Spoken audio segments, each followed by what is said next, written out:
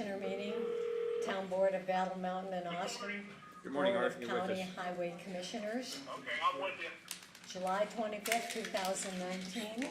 Good morning, Art. We are just calling it to order. Everybody, thank you for letting me call in. You bet. Judy, can I ask you to give us our salute to the flag? Absolutely. If If you'd you'd all like raise to for that for join me. me? I pledge allegiance to the flag of the United States of America and to the republic for which it stands, one nation, under God, indivisible, with liberty and justice for all. Thank you. And now if you'll join us in just a moment of silence, please.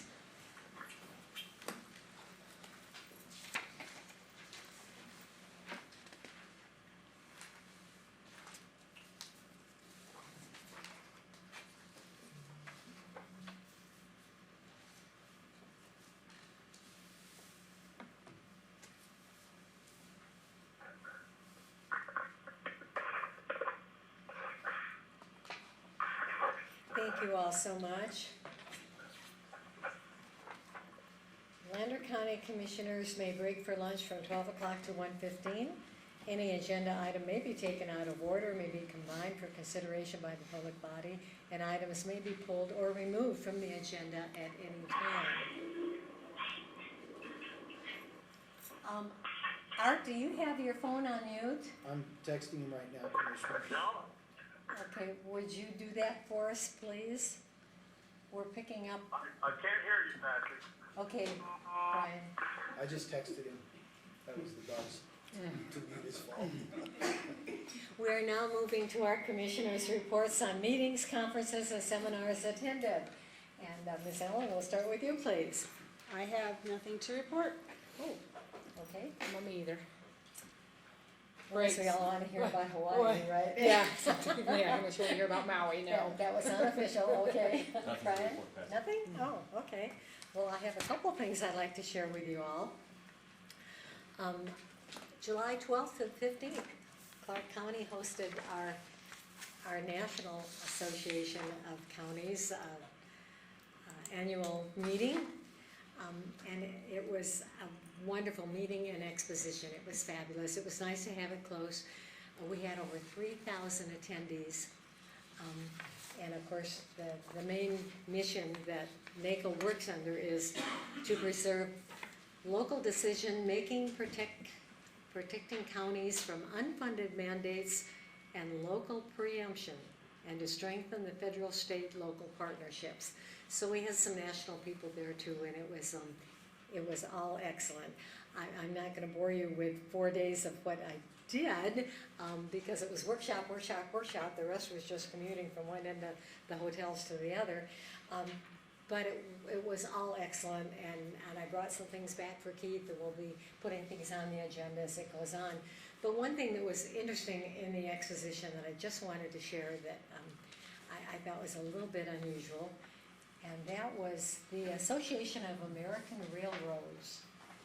And I guess I've never paid a lot of attention to the American Association of Railroads before, but they had a full exhibit there, and it said they are the world's leading railroad policy research and technology organization. They focus on productivity, of course, and safety, which is the big one, and includes all the major freight railroads of the US, Canada, Mexico, and Amtrak. And I just wanted to share with you, it was an interesting point. They privately spend an average of $25 billion annually on infrastructure and equipment.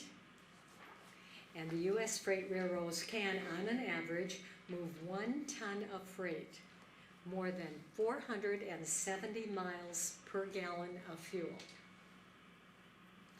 It's making it the most environmentally friendly way to move freight over land. Railroads have teams, hazardous materials safety, and emergency response experts strategically located throughout the nearly 140,000 mile freight rail network that's available 24/7. And they also train tens of thousands of first responders each year. And I just thought I had to share that. Who would ever guess 470 miles per gallon? My goodness.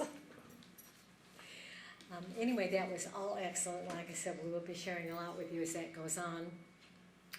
On July 18th, I did attend the Kingston Town Board. We have a new fire chief in Kingston, as I have reported before. And one of the things that they are doing, which is very interesting, is what they call a risk assessment for the town of Kingston Fire Company. And it's a free assessment to the homeowners in Kingston to better prepare themselves for a wildfire. So they come out at no charge, kind of go around the perimeter and everything, tell them some things that they can change or, take away. There's no, liability or anything for them. And that way the fire department gets to know the different homeowners and what's accessible to them if there should be a fire in that area. So I thought that's just a free service that they are continuing to do, and I thought that was kind of interesting. I wanted to share that.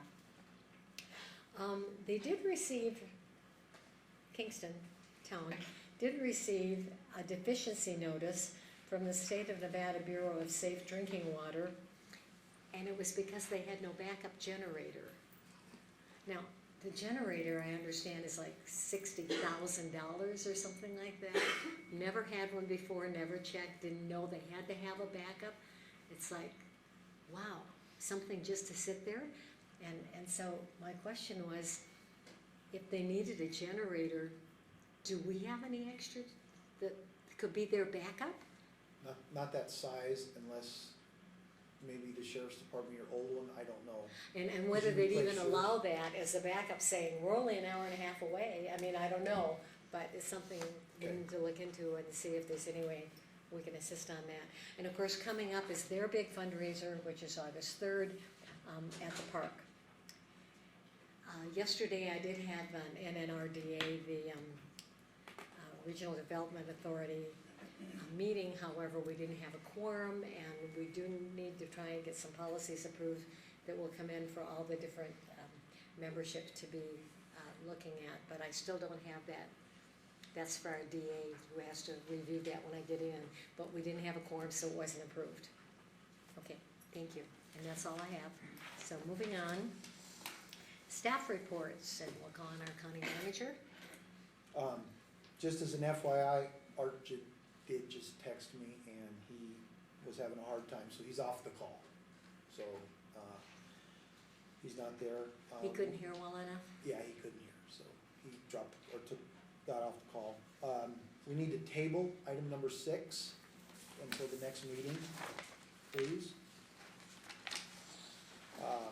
Our airport, we're moving forward with our 2 design-only projects with Austin and Battle Mountain. We started those this week for the runways and expansion of those. So that's moving forward for anticipated project date of next year. I'll have more on the actual costs once they finalize the design phase of those projects. This is grant funded. We contribute 6% of that grant cost. I'd like to say the minutes are getting better. I appreciate that we don't have so much over talking going on, so they seem to be getting better, and hopefully we're gonna get caught up here real soon with our minutes. I met last week with AM Engineering regarding our sports complex, so I'll have some updated information for you in the next meeting or two on the direction that you would like to go with that. We had our HR audit with Pool Pact earlier this week. It went very well. We discussed training and so forth. We also met with the Weather Service. Twice a year we meet with the Weather Service. We are a storm-ready community, and we move forward on that every year. That's where we get our predicted flood levels and so forth from.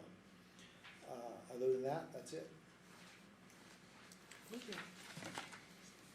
Moving into public comment. This is for non-agendized items only. Persons are invited to submit comments in writing and/or attend and make comments on any non-agenda item at the board meeting, if any, and discussion of those comments at the discretion of the board. All public comment may be limited to 3 minutes per person. Again, at the discretion of the board, reasonable restrictions may be placed on public comments based upon time, place, and manner, but public comment based upon viewpoint may not be restricted. Do we have any public comment this morning? Good morning. Good morning. Monica Sill for the record. Good morning, Commissioners. Good morning. Good morning, my name's Dylan Vanderveen. Thanks for having us. So we wanted to, real quick this morning, provide you with an update. As you all know, July 1 became the effective date for Nevada Gold Mines, which is a joint venture between Barrick and Newmont. A lot of people are curious, what does that mean to these local communities? So Detlev is the new general manager, so I'm going to have him introduce himself and tell you a little bit about the site, and then I'll update you on the community investment and engagement going forward. Good morning, my name's Thank Dylan you. Vanderveen, and I've been with Nevada Gold Mines for 25 days now. So, I've been with Newmont 2.5 years ago. I came down from Canada and then made Nevada my home now, and we really enjoy being part of this community, and then also the community, actually I live in Winnemucca. But with the change with Nevada Gold Mines, there's nothing really that's gonna affect this community. You will see a new logo, like we're wearing it on our shirt right now, but the team that we still have at Phoenix is the same team. Might be under new leadership, myself included, but I've been at Phoenix for the 2.5 years, being the mine manager, and I had the opportunity to take on the general manager role now for Phoenix and Lone Tree. So I'm pretty excited to continue to lead the existing team that we have up here with 500 committed team members that are part of this community and gonna continue to be engaging and being stewardships of this community going forward. Well, congratulations, and thank you for taking the time to come in this morning. Monica? So as it relates to community involvement and engagement, a lot of people have questions about Legacy Fund. Legacy Fund will continue. It will become its own 501c3 organization, and it will be administered by an outside party. We'll have more details on that as the months proceed, so I will come back and provide you with an update on that. But it will be employee contribution and then company match, but again, ran by an outside administrator. As it relates to our community investment for local businesses, 501c3s here in the community, at this point in time, Community Relations for the region will review the applications. We'll follow the same application process, and then we'll get back with the applicants on whether or not the funds were granted and the reason why. That will come back to the Phoenix site in a couple of months as soon as we have that process identified. And then quarterly community breakfast will continue, so I hope that the commissioners will be able to join as we continue to do those. And on Monday, August 5th, our CEO, Mark Bristow, will be in Winnemucca. We will be hosting a breakfast there for both Lander County and Humboldt County communities.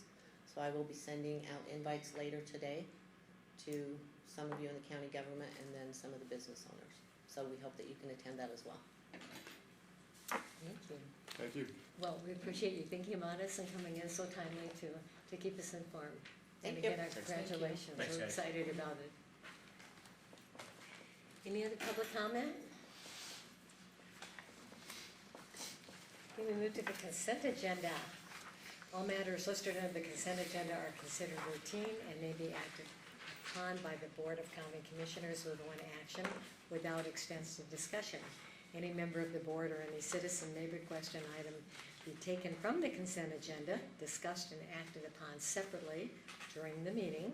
Consent agenda materials are available at the Lander County Clerk's Office for viewing, and copies are available for a nominal charge. Number 1, approval of July 25th, 2019 agenda notice. Number 2, approval of March 19th, 2019 special meeting budget workshop minutes. Number 3, approval of March 28th, 2019 meeting minutes. Number 4, approval of April 1st, 2019 special meeting budget workshop minutes. Number 5, approval of April 11th, 2019 meeting minutes. Number 6, approval of April 25th, 2019 meeting minutes. Number 7, approval of May 9th, 2019 meeting minutes. Number 8, approval of May 23rd, 2019 meeting minutes. Number 9, approval of June 27th, 2019 meeting minutes. Number 10, approval of July 11th, 2019 meeting minutes. And number 11, approval of the payment of bills. So we need to pull the agenda notice because we are going to amend that, and we're amending that in advance. So we need to approve an amended agenda notice. And we do have the minutes for number 2, March 19th, so we are going to pull, does anybody have anything on the minutes that we need to pull that out for? Okay, all right, then, we don't have any of the other minutes, and number 11 is approval of payment of bills, so we need to pull that out. So, I guess with that, we need approval of number 2, which is approval of March 19th special meeting budget workshop minutes. Motion to approve. Second. Brian and Judy, right? Thank you, Judy seconded, all in favor? Aye. Aye. Aye. Thank you, the next one is the amended agenda notice. Motion to approve. Motion to approve? I'll second. Thank you. Kathy, Brian made the motion, Kathy seconded. Any other discussion? Okay, we will approve the amended notice, all in favor? Aye. Aye, okay. And the last one is approval of the payment of bills, and we are pulling out just one check for 204,000 for Brian. Yeah, it's a check made to my employer, so I'll be abstaining from that. I'll Thank make a you. motion to approve the payment of the bills. I'll second. Thank you, Judy made the motion, Kathy seconded. Any other discussion? All in favor? Aye. And I abstain. Aye for me. Okay, so that does pass, so we actually need an approval of check number 204,000. You, because you, wait a minute, you abstained from the balance. Oh, no, aye. Yeah, okay. We'll go back and correct that. You're saying aye to the balance, thank you. Okay, now, approval of check number 204,000. So moved. I'll second. Thank you. Judy made the motion, Kathy seconded. All And in I favor? abstain. Aye. Aye. And Brian abstains from that one. Thank you. I'm sorry if I confused you on that. Yeah. Okay, so we have all those approved that are in, right? Okay, we will move to our regular agenda. Number 1, discussion and possible action on whether to accept the Nevada Department of Transportation's NDOT's upcoming fiscal year work program and all other matters properly related thereto. And we have our NDOT guest with us this morning.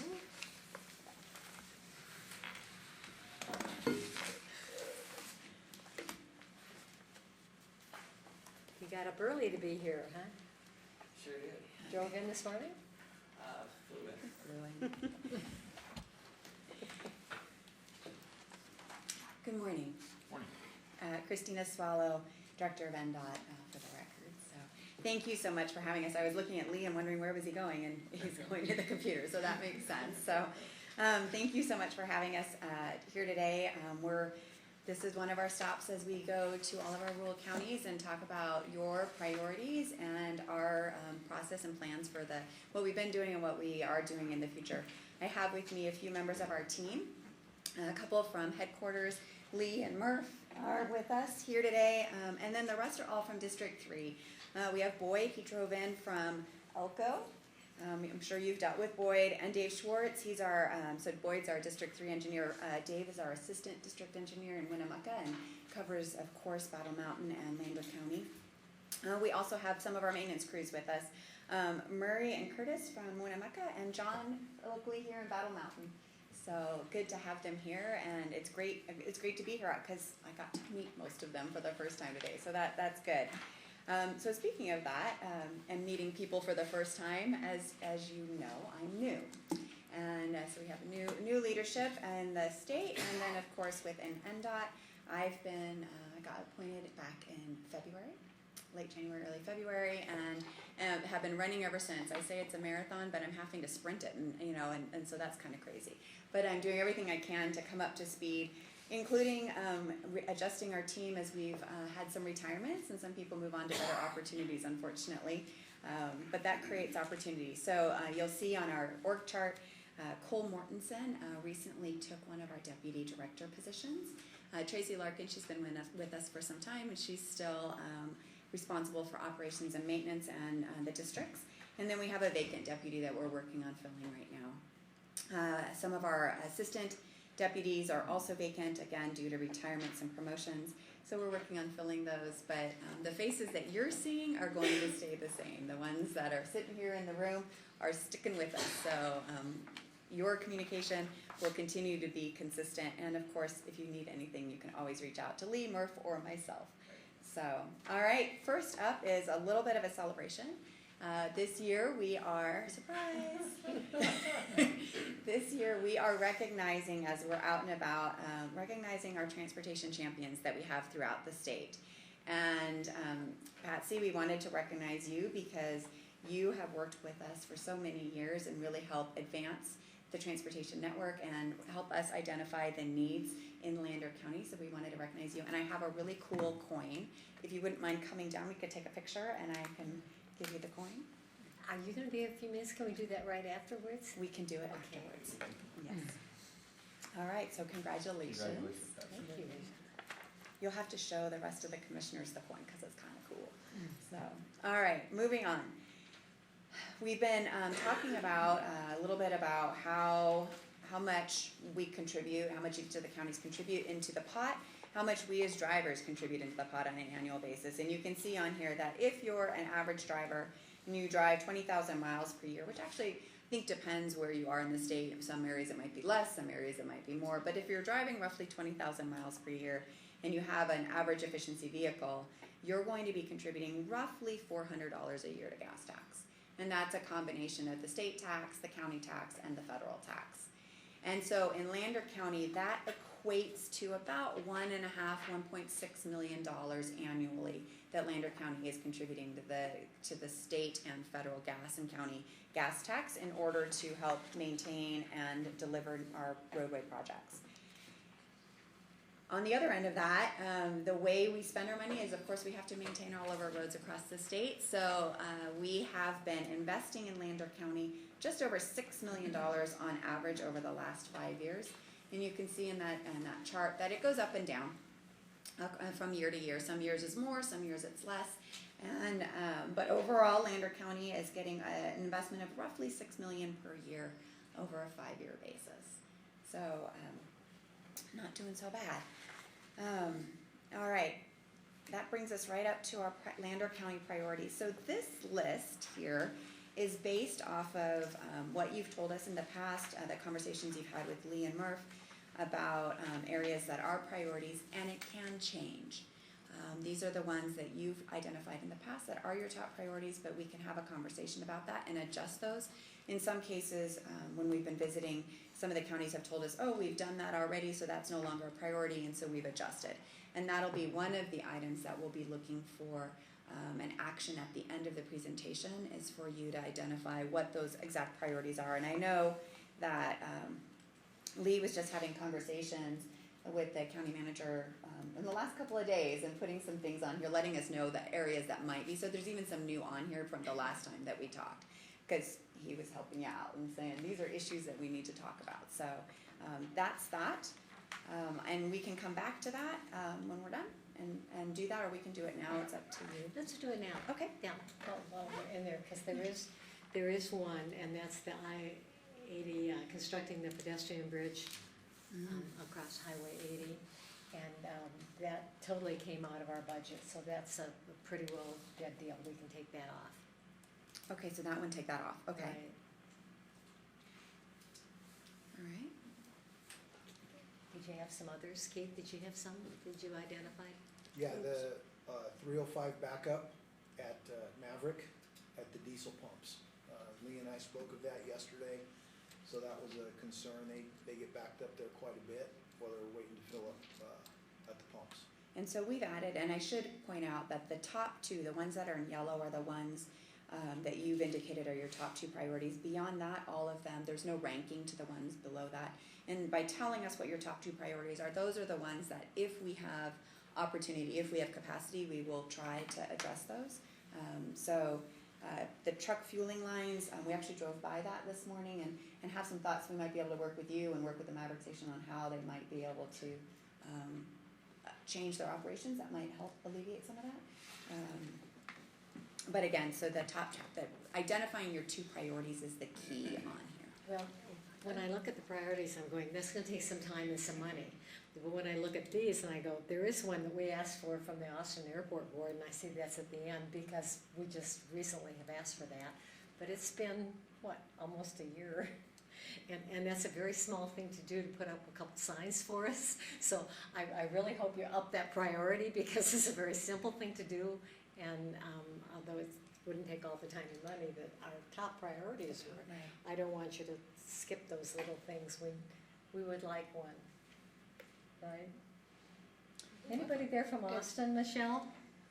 No. Okay, well, we've lost one of our members that was so vocal from our Austin Airport Board, so he isn't on this morning unfortunately, but that is. So if you'd look at that and see if we could take care of that in the upcoming months more quickly.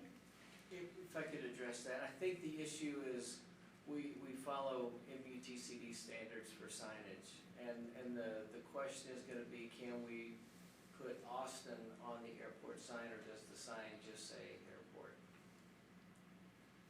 That's what you're checking. Right. Okay, well, I don't have a preference as long as it identifies airport, whatever we can do is fine, so. Okay. I just don't want it slipping for another whole year because it wasn't on our top two priorities, so, thank you. Okay, any other discussion? I do, on 305 Front Street in South Greece, the stop sign there, those, even with the blinking lights and all that, it doesn't matter. If you sit in the L Club any day of the week, you watch 30 cars run that stop sign, somebody's gonna be killed in there. Because those semis, they don't see that and they barrel through there.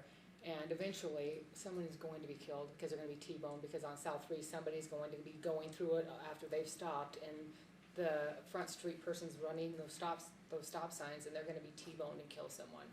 It's just a matter of time, because seriously, I wish I got paid $1 for every vehicle that ran, when I'm there for an hour, that runs that stop sign. So I think we'll have to have a conversation, perhaps with County Manager Westengard, about that light. I understand there was one before it was taken out, and we have a maintenance agreement, so we'll have to have a conversation about how we maybe get to getting that light back up between us and county forces.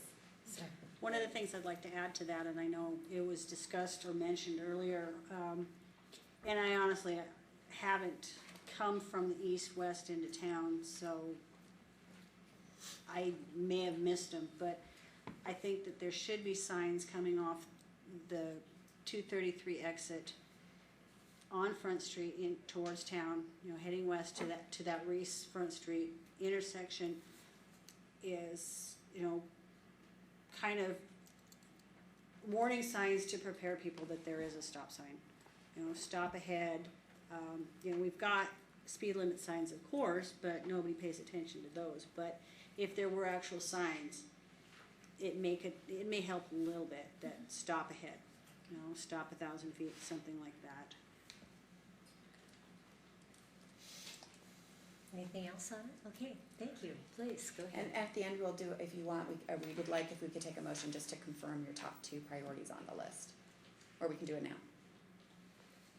No, let's go ahead and that's all you want is just the motion on the top 2? Right now. Okay. And then at the end, we'll do the affirmation of the work plan. Okay. So are we gonna stick with the top 2 that are listed as our priorities? No, I don't think so. I think we need to change it. I think Reese needs to be a Yeah, me priority. too, Yeah. I agree. Make it. Okay. So that one will be one. What would be our second top priority? The 305. Which one again? The State Route 304 modify stop sign. So it's 4th from the bottom. Okay. And then we'll do the 305 intersection safety evaluation. Okay. Okay, so I'll make a motion that our priorities for NDOT will be the State Route 305 intersection safety evaluation and the State Route 304 modification of the stop sign at the junction of 304 and Reese Street. I'll second. Okay, Judy made the motion, Kathy seconded that. Any other discussion on the board? Any public comment? All in favor? Aye. Aye. Okay, thank you. All right, so moving towards the work plan, just some updates on what's been completed in the last year.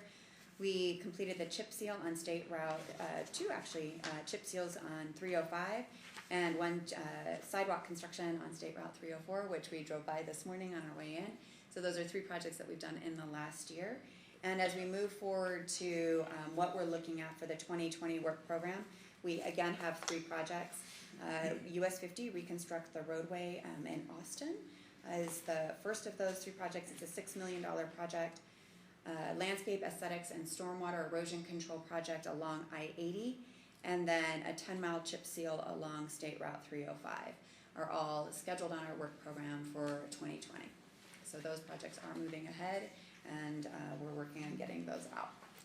As you can see, this 2020 work program shows, again, it's a $7.5 million investment in the county. So.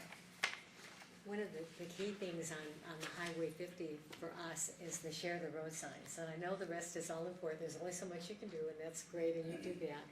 But I know for years we've been saying we really need to share the road because we have so many bicyclists that are on that. I mean, it's a main highway for everybody. We have them almost every day in the summertime and even in the fall and winter sometimes. And so to alert the drivers that there are bicyclists around the corners and such, around that 12 miles between Austin and 376 is so important for us. So thank you. Okay, we ready for the motion on the work program? I'll make a motion that we accept the NDOT's work program. I'll second. Judy made the motion, Kathy seconded. Any other discussion on the board? Any public comment? All in favor? Aye. Aye. Thank you. Can we take that picture? Yes, and I'll tell you what, let's just take a quick 5-minute break and we'll go off the record. Oh, yes. I just had one statement that I wanted to put out there. It's about the sidewalk between the Mexican restaurant and Food Town. I wanted to make sure that we recognize the District 3 folks. That was something that was moved up on a priority list, and it was done in real short order, and we really appreciate it with a lot of help from Madonna Long, and the District 3 folks. We got that done, and it's a very positive project for ADA people within Battle Mountain area. So thanks to the District 3 folks. We really appreciate it. Yes, thank you very much. Thank you. Okay, quick 5-minute break. We'll go off the record, give you time to stretch and fill up your coffee pot.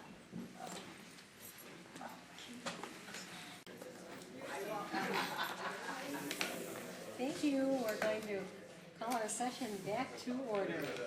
And we are on number 2, discussion and possible action to approve or disapprove Resolution 2019-09 for directing apportionment of net proceeds for fiscal year 2018 and 2019 and all other matters properly related thereto.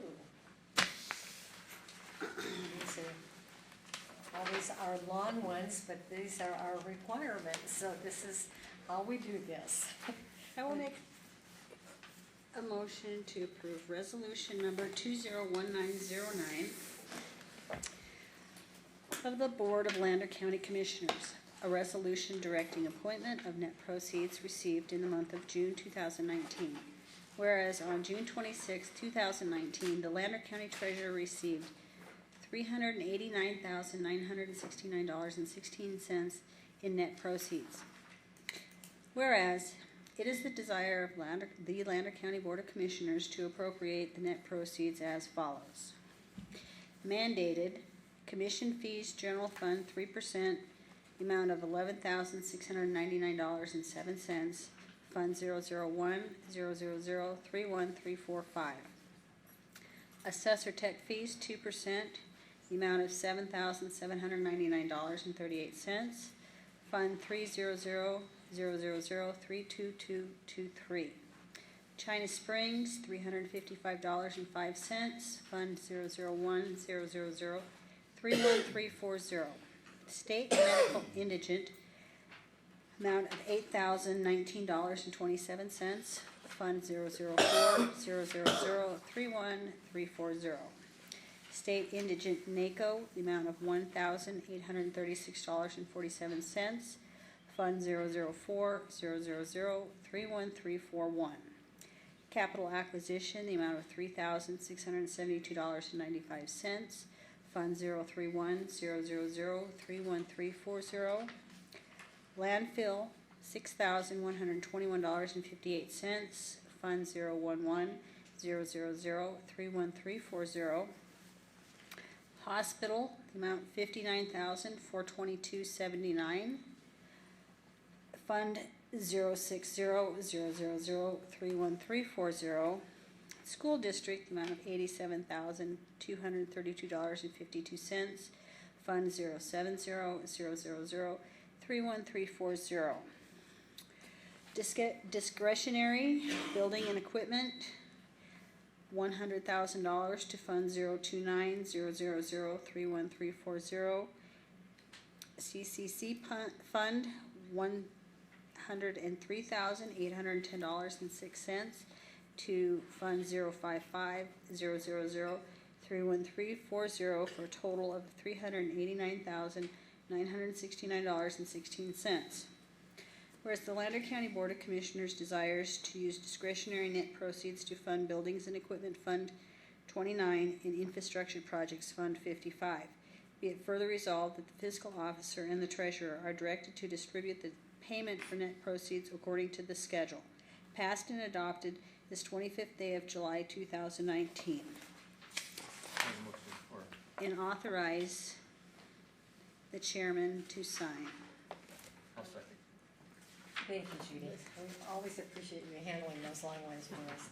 A motion made by Judy, seconded by Brian. Any other discussion on the board? Any public comment? All those in favor? Aye. Aye. Aye. Thank you so much. That's a pretty exciting amount, especially when we are looking at things we keep thinking are going to be going down, and so it's like puts the county on a very nice level, and some nice surprises for the hospitals and school districts. Number 3, update from Keddington and Christensen Accounting Firm on the findings, progress, and the direction being taken within the Lander County Treasurer's Office and all other matters properly related thereto. Gentlemen? Hello. Just one of you coming up, huh? Yeah. Good morning. So I'm Marcus Arbuckle, and this is Gary Keddington. We're with Keddington and Christensen, and the reason we're here relate to issues that the auditors found on the June 30th, 2018 audit. There were 2 major issues which are called material weaknesses. Those 2 areas relate to the bank reconciliation and then to the year-end financial accounting close process. So we came in, and our first task was to start with the July bank reconciliation, July of 2018. We came in probably January, February of 2019, and so we're going back to July of 2018 and trying to perform, a bank reconciliation for all these months to catch the county up. We started looking at the June one that was audited, and we found some errors in that of about $87,000. And then we started, with July, and we had to go through every single transaction, all the cash receipts, all the cash disbursements for the whole county to be able to do the bank reconciliation. Some things that we found during that 6 months is that there was over $600,000 in revenue that hit the bank, but wasn't recorded in the general ledger. And that's very significant, $600,000 that just wasn't recorded in the accounting system. There's about $140,000 in cash receipts that were just recorded incorrectly. They were actually interest, and they were recorded in the wrong accounts. There's another $45,000 of expenses that were not recorded in the general ledger at all. And if you were doing bank reconciliations each month, you would catch these types of things. And So we went through, performed, did bank reconciliations between July and December. And part of the issue, I mean, it was very difficult to reconcile these accounts. More than I mean, probably the hardest bank reconciliations I've done, and a lot of it's because of the processes weren't set up very well. For example, real property, you know, you're getting payments into the county almost every day for real property, and it's being deposited, but in the general ledger, it's recorded all at once. And so you're trying to reconcile, 20 days of bank deposits with one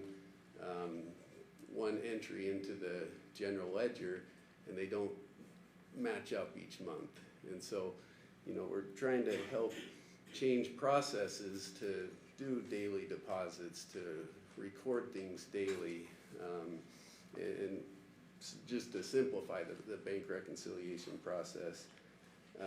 There's some automatic payments that came into Lander County, into the bank, that wasn't recorded into the system. There's automatic payments, the same thing, such as bank fees or return items, or just other payments that are set up on electronic payment that aren't being recorded into the system. The payroll is difficult to reconcile too, because it's goes out in one batch, and in that batch you have direct deposit, but you also have checks. And so sometimes you'll see a payroll check that should have been an outstanding check at the end of the month because it hasn't been cashed, but in the system it'll show that it's cleared because it's all in one batch. And so there's a lot of processes that and they've been improving. We're trying to implement processes to improve them, but the way they're set up and just having to go back so many months and reconcile it, there's a lot of things to correct. Other things that we found is, deposits will be taken to the bank but not recorded for sometimes months, 3-4 months down the road. They'll get recorded. And this was back, July of 18 through December of 18.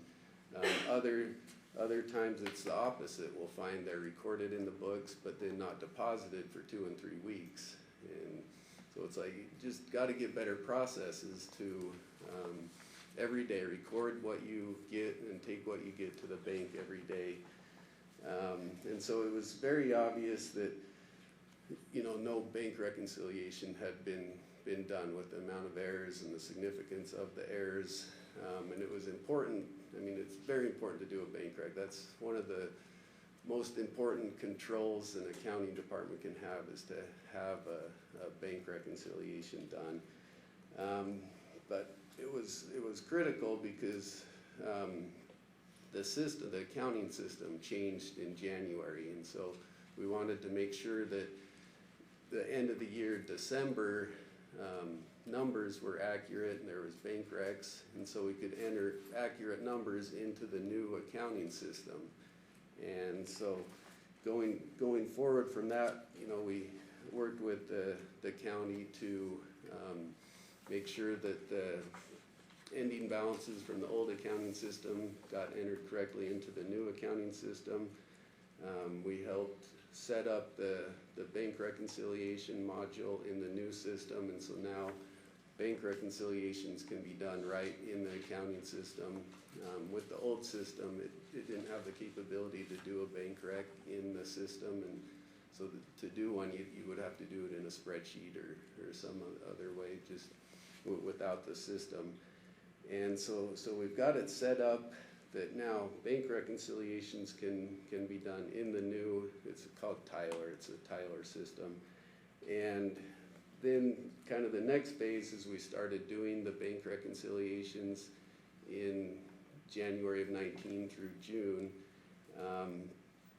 There was a problem with and this isn't uncommon, this is a common problem when you switch accounting systems, that it takes months and sometimes years to fully switch over to the new accounting system with all the different modules, with the utility billing and the property tax system and just all the different modules. But they first got set up in January, and the Treasurer's Department, they were unable to enter in transactions for several weeks.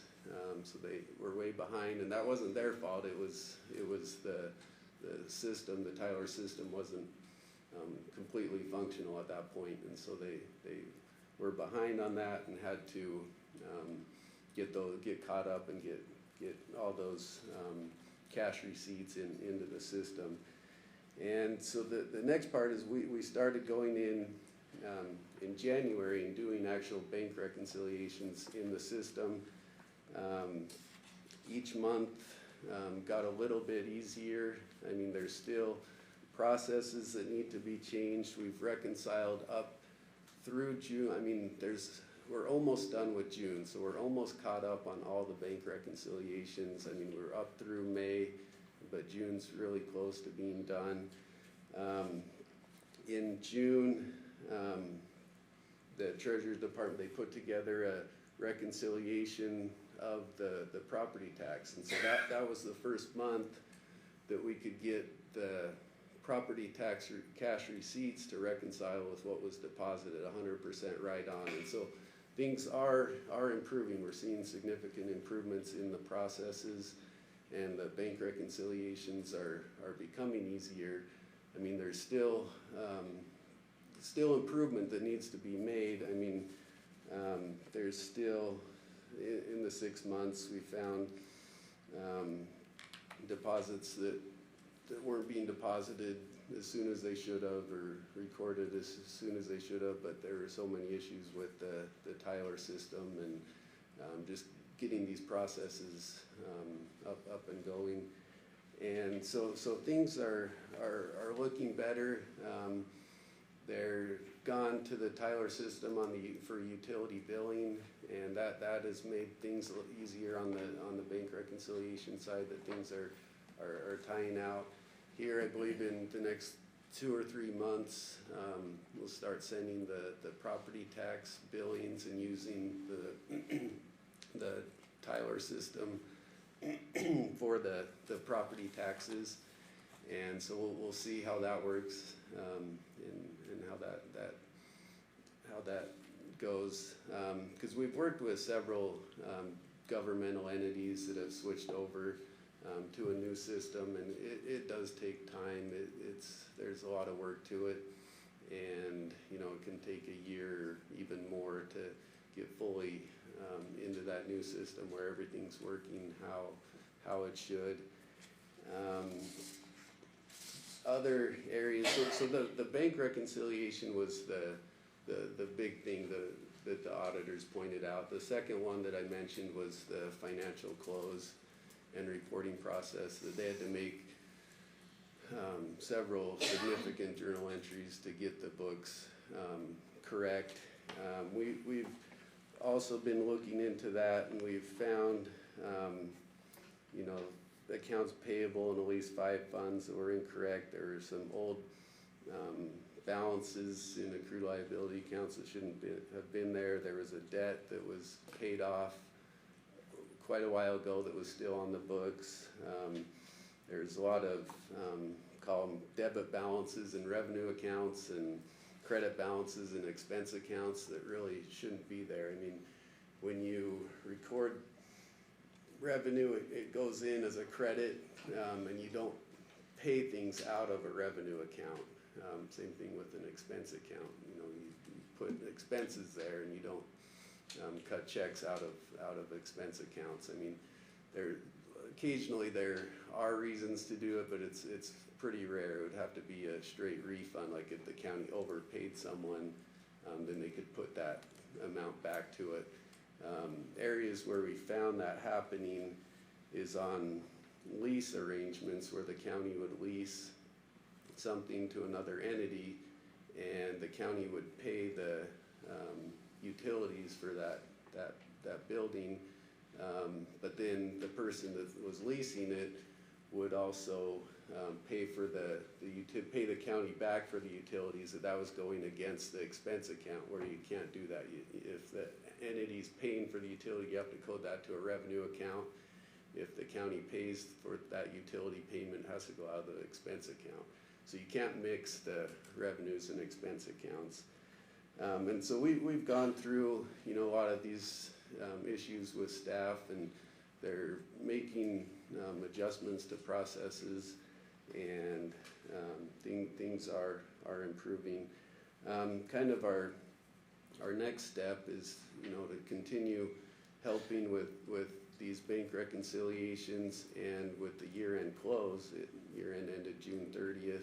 The auditors are coming in October, and so we want to help the county eliminate these two material weaknesses to, to have the bank reconciliations accurate, timely, and to have the year-end accounting done properly with the proper backup and reconciliations to be able to hand to the auditors. And so it'll make the audit process a lot smoother, and it'll eliminate these findings, and it'll help the county be able to produce more accurate financial statements on a monthly basis once we implement these processes, and are checking and double checking things each month instead of how it's been going. So that's kind of what we've done, what we've seen. But things have come a long way, but there's still quite a bit to do to get it to where it needs to be.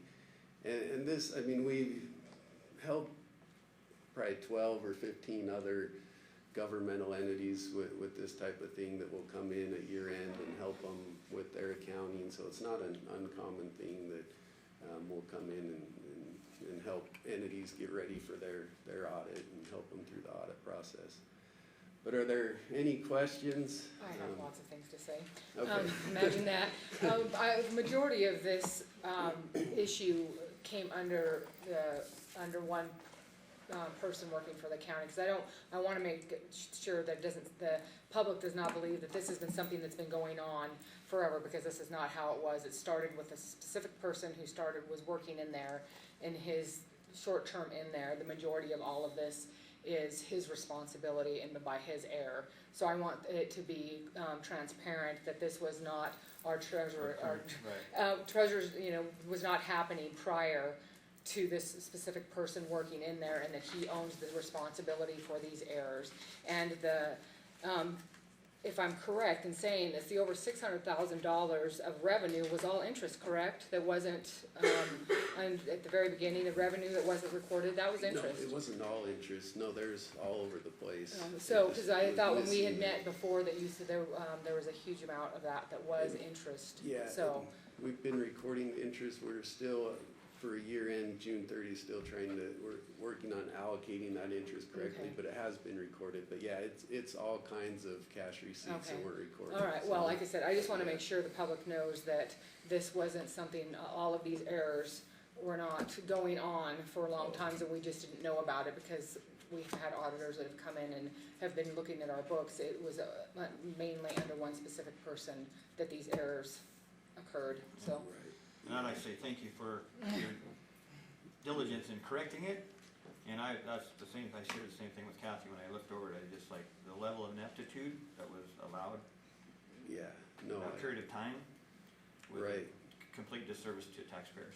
Exactly. Right, yeah. But thank you very, very much for coming in, and I know that it's been a headache, but we greatly appreciate you helping us correct these errors. Have a great staff, and they are working very hard to get things corrected, and I think they're doing a great job, and so definitely headed in the right direction. Thank you.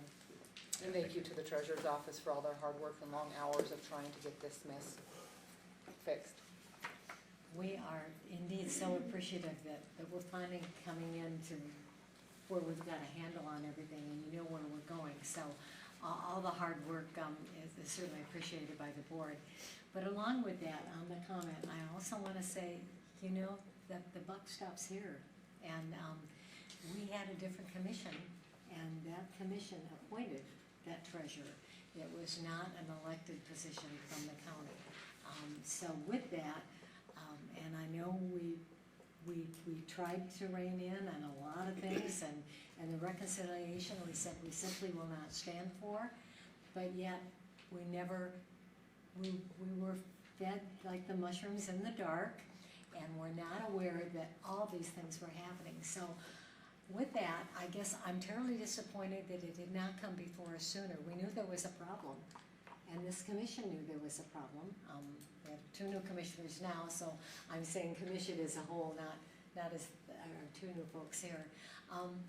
But there again, they're the ones that appointed it, and they're the ones that knew we had some problems and still didn't do anything.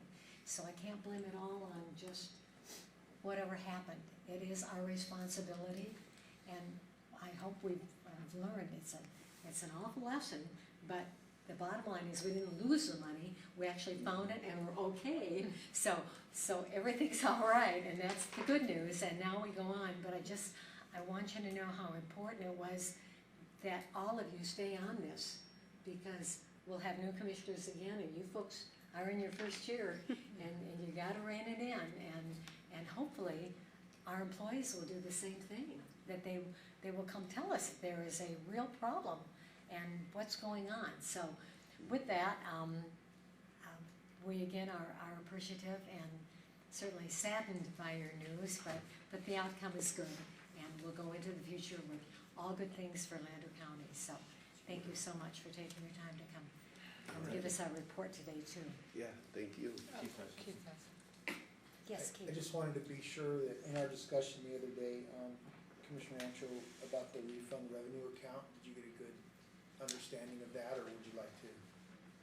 That refund revenue account, Yes, I did, Okay. cause I went and met, yeah, I understand. and did you want to bring up the tax bills? Property tax stuff, we'll go over that. No, and I met with you, she had printed off a report, Justy did, and we went over it, and yes, Okay, that's all I had, thank you. thank you. All right, thank you. Can I just add a little bit? I know everybody else got to say something, so, I think Patsy and Kathy all really made valid points. One of the other things I'd like to say, for the record, for the public, is our retiring treasurer was strongly against the appointment. And we really want to appreciate her coming back to help out, to get things straightened out. The auditing firm and everything they have done is, I think the public pretty much had made their opinions clear on the appointed individual, and it's costing the county a lot of money to correct this. And we just need to be diligent in the future and make decisions that are based on what's best for the county, not personal agendas. Thank you. Thank you again, gentlemen. Moving on to number 4. Discussion and possible action to approve or disapprove Lander County providing funding for the cost of golf cart rental fees for the annual Jim and Carleen Stewart Scholarship Fund Golf Tournament in an amount not to exceed $1,100. The event is scheduled to take place at the Mountain View Golf Course on August 2nd and 3rd, 2019, and all other matters properly related thereto. I'd like to just remove myself from this item because of my relationship with applicant T, so. Can I just state my name for the record? I'm James Holland for the record. I have some documents I'd like to pass out to you. It's just our sponsor letter that we send out every year, if that's okay. Actually, not. We're not supposed to receive any information that has not already been in here with the public. Oh, okay. But if you would like to read that or Sure. something that you wanna share with us, you most certainly can do that. I'll just put out a couple of points that's in the letters. Last year, we awarded 7 students that were graduating seniors, over $6,000. That's pretty much our average every year since 2016. That's what this tournament does, is we give back to the community. We also started an annual Easter egg hunt. So that's given back to the families here. Both of my grandparents were very active members in their community, and we're just trying to keep that alive. So, if there's any questions you guys had about the golf tournament or what the money would be used for, although you guys put it in there pretty good. My only question is under, as far as giving out money, as far as, it's not a 501, it's listed as a 501c3. We have a. Do you? We are. I have that number. If I could submit it another way to you in the days that I need, I could do that. So how does this need to be done? If it's a 501c3, it's a lot easier to give them the money, there's no doubt about that. So if they can verify that information, if they're not a 501c, they have, 3 things are necessary to give them money. You have to find as a board that it's a local matter, local interest. 2, that it's best interest of Lander County residents. And 3, it has to be done by resolution. So if it's a 501c3, it still should be done by resolution. We talked about that before, but you can certainly give them the money. It's a lot easier by statute. I mean, it's night and day difference. Well, Mr. Holland, I do have a couple questions. Sure. So what have you done in the past regarding cart rental? Or is this the first time you've needed extra money for cart rental? This is the first time, well, so when we first started this, the clubhouse had taken on that and did the cart rentals for us to where it wasn't a cost to the or to our nonprofit. And then 2 years ago, that had changed and we had to come up with the money, and it was quite expensive, which took away from the amount that we were able to give because we need operating costs as well. Okay, my other question is, have you approached the school on this? I mean, I'm just curious, not saying that as a county we're opposed to, providing scholarships for the students, but I guess I kind of look at it as more of a school situation. They get their net proceeds also, which is a lot of where this might come from. Well, not necessarily, but just, you know what I'm kind of getting at there. Yeah, I think that's a great idea. This is the first time we've ever went into this caliber of asking for donations, because we do have a sponsor list that we go off of every year, and we send out these letters to everybody, and it's a $200 for a whole sponsor, or if you just want to donate a cash prize. It's just the last couple of years we've noticed that these cart rentals were really, I don't want to say a burden, but it really affected our ways of distributing money to the seniors. But I think that's a great idea that we will do next year. It was just kind of late in the game for us, and school's out, and I understand that. But next year, definitely, I think it's a good idea that we do that. so I have a question, is in regards to the golf course and the cart rentals, how does that work? Is that something that we charge out, that the county gets the money for, or for the cart rentals, or does the people? What we have at the golf course is the rental of the building. We don't do the golf carts. Okay. And actually, at one time, we did. At one We time. did. And it's a lot easier to give you something like that to say, oh, you don't have to pay for it because we Right. own the carts. But now we don't. So now you're saying you want us to pay the $1,100 cost, so it's more difficult to come up with money to say, we need to do this project. First of all, let me say, we understand certainly the wonderful things that your grandparents Mhm. have done, and for many areas in this town, and we certainly approve of everything you do. My other recommendation would be, at some point, and a little late right now, but our Convention and Tourism Authority Okay. is certainly something to look at for some of your advertising or whatever you're doing to, offset some of that, where you can use it for things you need to here. Because you are bringing in people, and hopefully they had some beds of the whole reason behind that. Right. I also know that this wasn't on our budget, and so. Right. So earlier ahead of time, so it doesn't make it real appropriate right now for us to just come up and say, here. But I still want you to know, regardless of what the commission does, that we certainly applaud what you do, and the scholarships for the school is always wonderful. Whether it's a benefit to the whole community is something else, that we never know. It's hard to put, you know, really a whole finger on some of those things that are happening, but, even if we can't, you know, help you today, I want you to know how much we appreciate it, and we certainly wish you the very best of luck. Well, So, thank you very much. with that, I just wanted to say, I believe in the past, the clubhouse, when it was under a management system, a different management system, I think that the clubhouse themselves actually would provide extra carts. at least give you a discount or a percentage off or something rather than the full price for what you're Right. doing. Right, and it did change a little bit, I think that's such as sad. management anywhere because- when it changes. I honestly do believe that, you know, that's too bad because, you know, it also brings in business to the clubhouse themselves. Oh, yeah. So, you know, to not be able to contribute back to an organization like this that is a benefit, and it is a good legacy because of the They'd have- grandparents. They have helped out, as far as like the bar area, drinks and stuff, and they do give us a discount on the food that they did provide, so they are helping in some ways, just this way it was not done this year or last. Did you discuss this with them? Yeah, kinda, I mean, I don't wanna get into,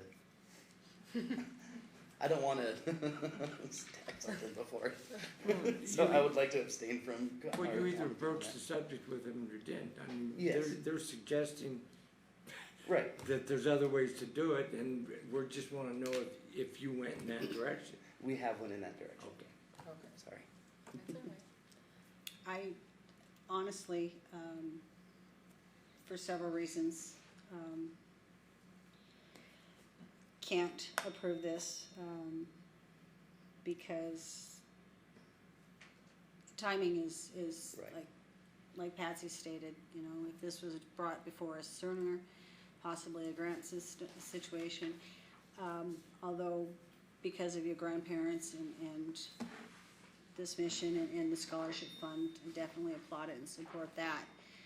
But by the same token, it's not necessarily something for the whole entire community. And,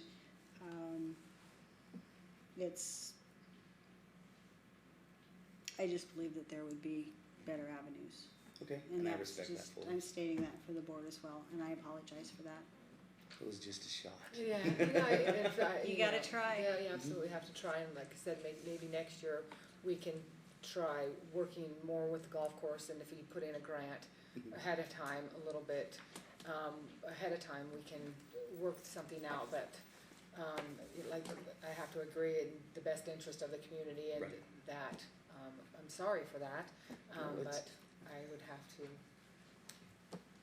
agree not to.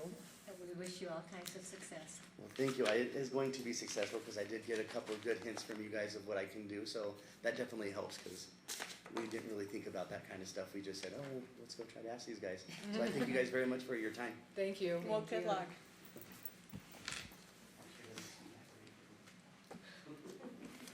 Number 5, discussion and possible action for the commission to approve or disapprove the 150-year Battle Mountain celebration as a county-sponsored event with funding in an amount not to exceed $6,000, and to direct the county manager to create a committee to organize the event and all other matters properly related thereto. Paula Tamara. Good morning. Good morning. Morning. So we're back on the agenda. There you are. Lori couldn't be here today, so. Thank you. Well, we have another opportunity to look at this, because the first time it was a committee for us to set, we kept saying, we can't do that, we can't do that. But I have a question before we get started, and I don't mean to interrupt you. Did we have someone who was going to step up and wanted to do this? Well, if you approve it today, then I'll work on that and we'll get something. But do I wanna make sure that these people and that the person who said they were gonna step up know about each other? Yeah, it'll be run by the county. It will not be, it won't be thrown in their laps, okay? So, do we have a person that's gonna step up? We have a few that have expressed interest, and I'll have to talk with them a little more once this is approved, to be sure. But it will not be thrown in Paula's or Lori's lap and left it up to them.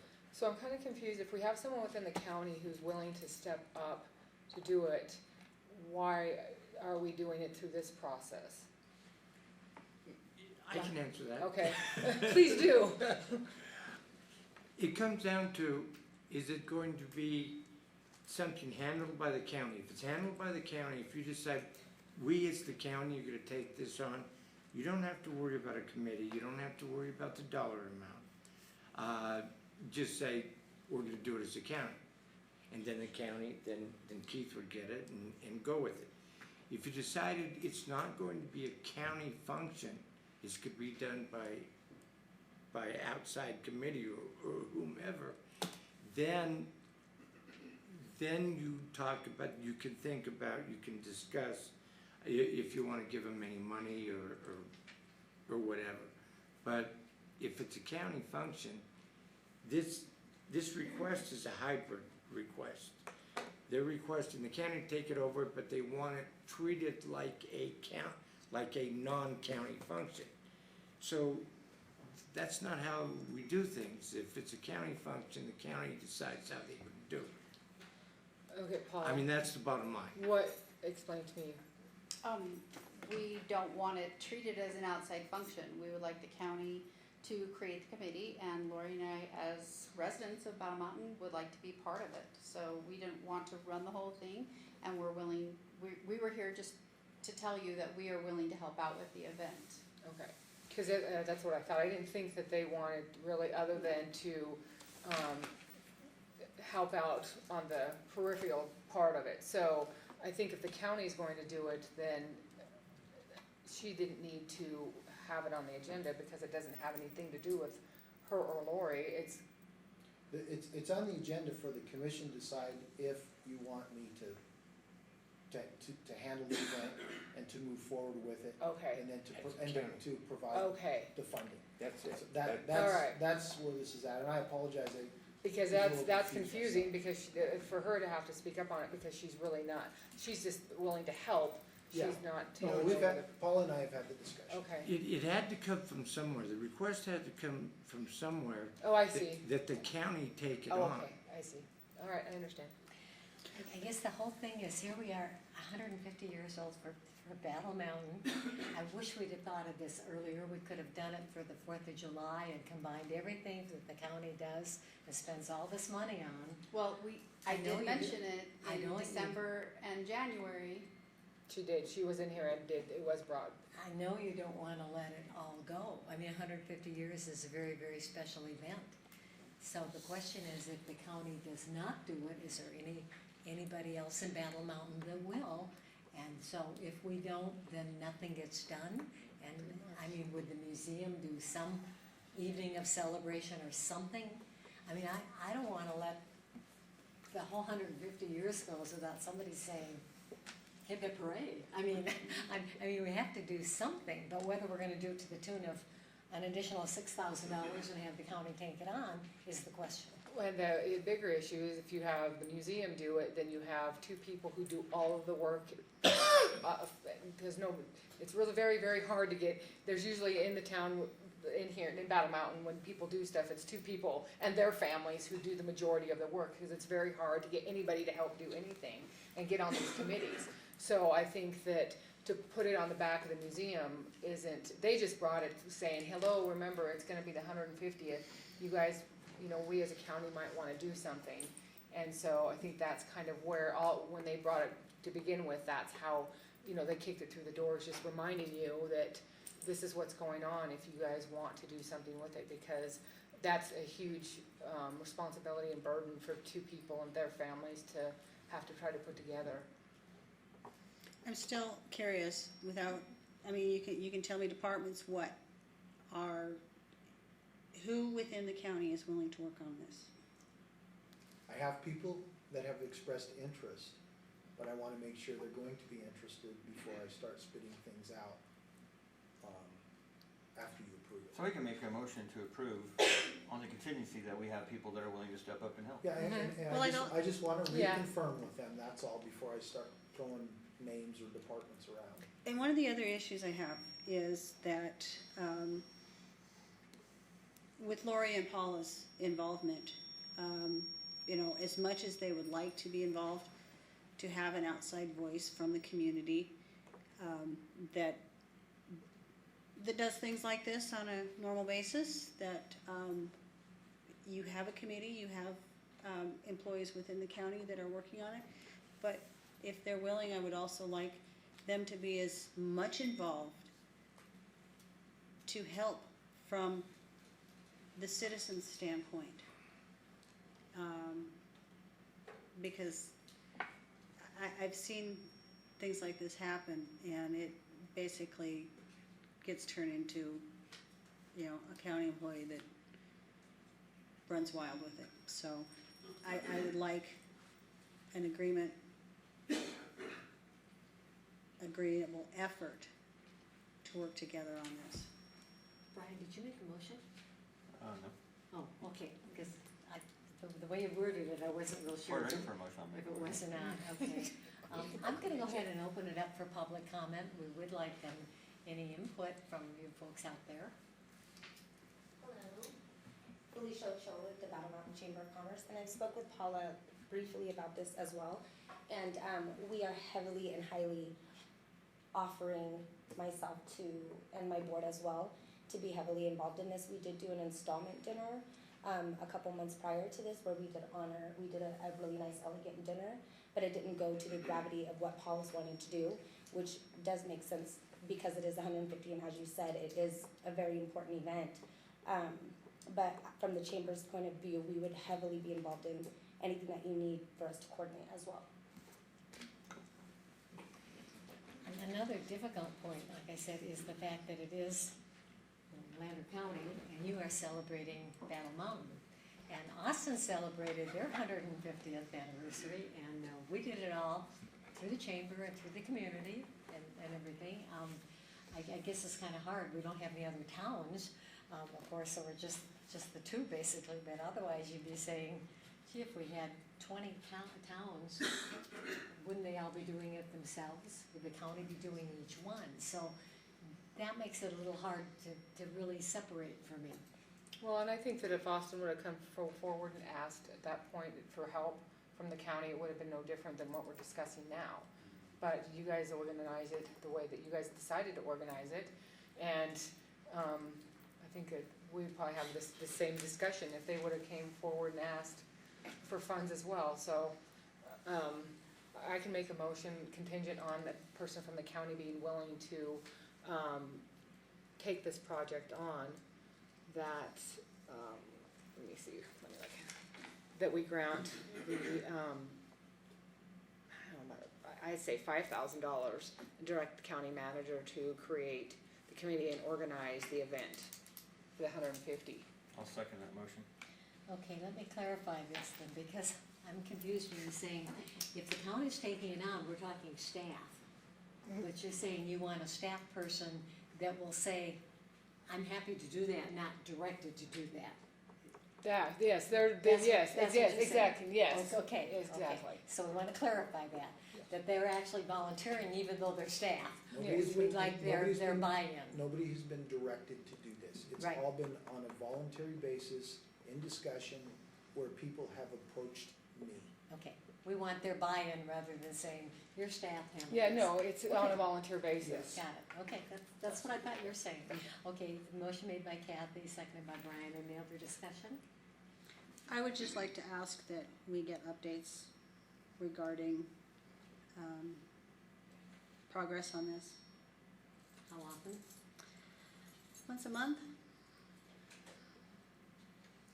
We're talking The plan was September, to- right, Paula? What? We're talking sometime in September. Like right? the end of September, the first part of October, but that's really up to you guys. I have our bike race in September that I'm pretty busy with, so I won't be able to do it that first part of September. Could we maybe do every commissioners meeting then, an update? If there's Everyone, something to or update, I maybe certainly will. just They once a wouldn't month. have to be here in person if they would just simply write us down something. Oh, yeah, How yeah, would they that don't have be? to show up in person, would they be can Could be just, a staff report maybe. staff A report. staff report, yeah. Yeah. Any public comment? All in favor? Aye. Aye. Aye. Thank you. Thank you. We're gonna go ahead and take a 10-minute break. that should happen? Oh. Almost done. Yes, I'm almost done.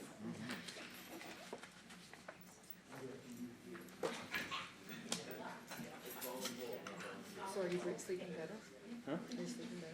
I haven't got it yet. Oh, you haven't got it I yet? did my initial test and then, I just wanted to do the, with the machine.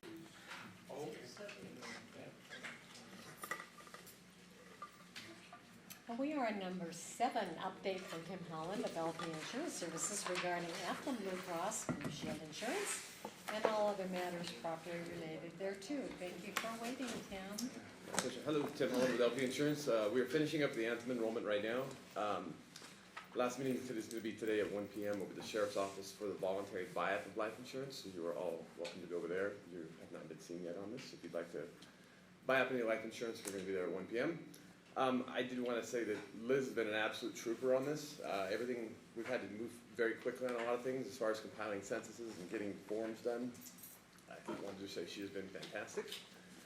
And I believe I am here to go deeper into the Anthem Blue Cross Blue Shield Renown contract. You have 3 pages in your binder, I believe, 4.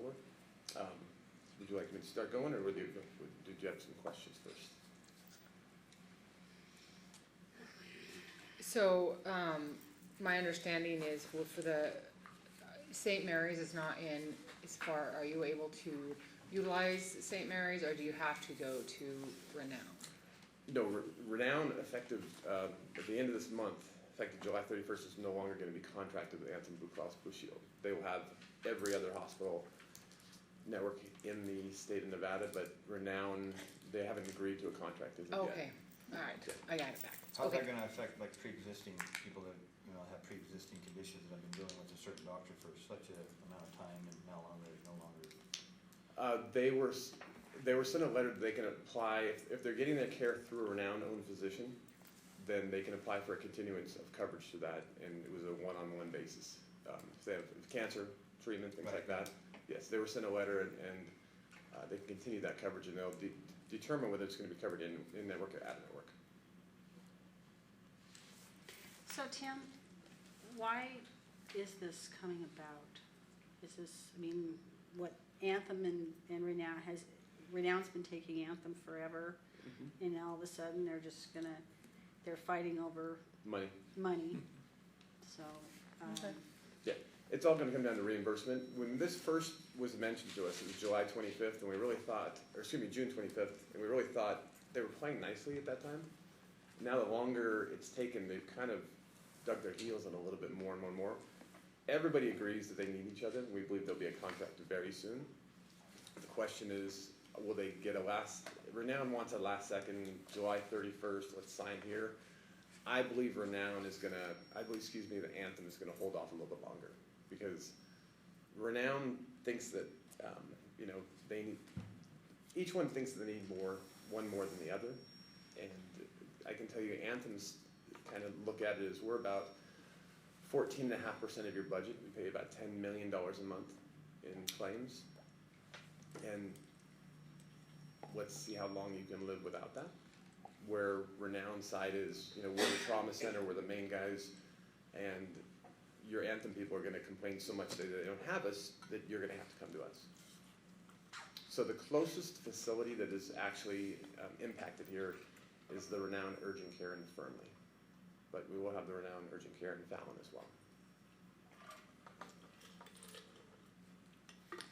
wait a minute, you're saying the one that will be most impacted will be Fernley, but we'll still have No, Fallon? the closest We're gonna- one to here, Oh, to here, but Austin would be Fallon. So, yes. right, Yes. okay.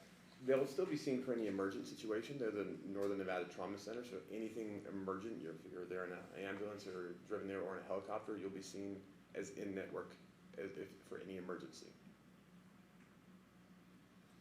Cause that's where they normally fly, everyone from here is to University of Renown. Utah or Renown. Yeah, so, okay.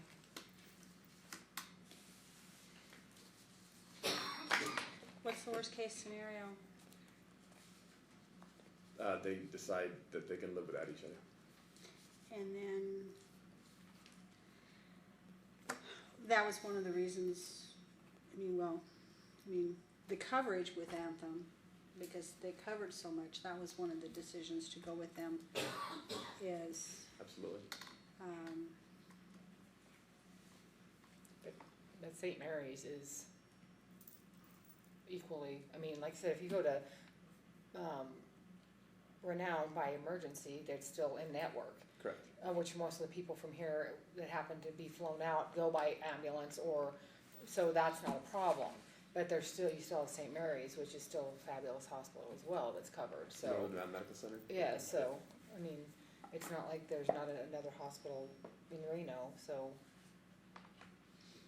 And if they're doing case-by-case basis, like cancer treatment, then, I think that we're still good to go. Everybody thinks they're gonna, it just when. Will be 10 days after, 30 days after. And there's a little bit kind of underneath that. Renown has had the Washoe County School District with about 7,000 bodies forever. And Anthem won that contract in April of this year. So it took away one of their biggest clients. And so that might have So was caused a a little. sting, okay. Everything else as far as our participation and the employees are all okay, the dental and life and everything is all. Yeah, we're fighting through some provider network issues where that disruption, but we're doing our best. We don't have any problem like with the dental pre-existing, for example, if they're in the middle of something or whatever. Great. No, no. Thank you. Very good, thank you very much. Thanks, Tim. Correspondence. Correspondence reports, number 8, correspondence reports potential upcoming agenda items. I have a few on my board in there. Other than that, it's gonna be another light one unless you guys have something you want added. It's probably gonna be in the neighborhood of 7 again, 7 to 10 top.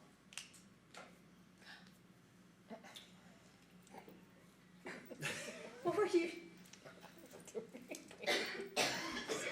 Okay. Okay, well, I think that we need to put it on the agenda to get a,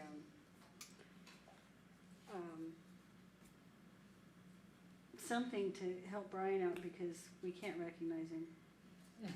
We need a temporary Brian face. He's just, can't recognize him.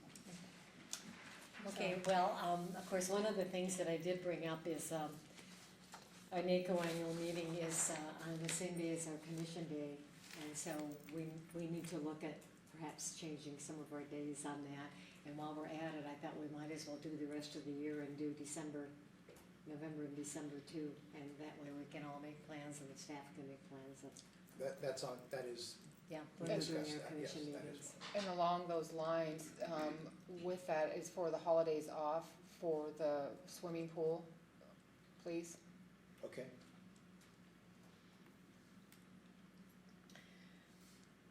Nothing else under that? Okay, public comment. For non-agendized items only, persons are invited to submit comments in writing and/or attend and make comments on any non-agenda item on the board meeting, if any, and discussion of those comments at the discretion of the board. All public comment may be limited to 3 minutes per person, again at the discretion of the board. Reasonable restrictions may be placed on public comments based upon time, place, and manner, but public comment based upon viewpoint may not be restricted.